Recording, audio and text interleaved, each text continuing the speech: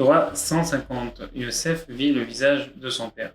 Ce sujet constitue un grand mystère. Comme l'image de Yaakov peut être vue, comment l'image de Yaakov peut être vue sans que Yaakov lui-même ne le sache?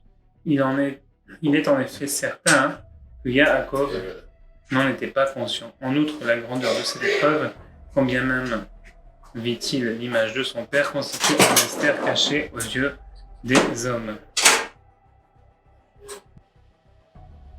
Torah 151. Voici un conseil pratique afin d'avoir des enfants.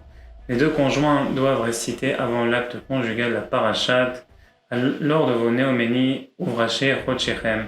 De même, lorsque le bébé est malade, à Dieu ne plaise, l'homme et la femme réciteront ce passage lors de vos néoménies. En effet, le mot méorot luminaire est écrit sans la lettre vav qui représente la vitalité de toute chose. De même que dans le mot kalot, termina, Moshe termina d'édifier le tabernacle, le Mishkan, il manque également le vav. Tout ceci constitue le mystère du déclin de la lune à l'origine de cette dimension de méorot sans vav, correspondant à la diphtérie infantile.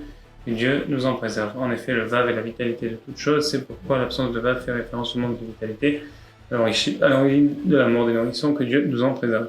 Ainsi, comme on le sait, lors de la néoménie, la lune commence à croître et à se remplir, car elle était parvenue à cet instant précis au paroxysme du manque et du déclin.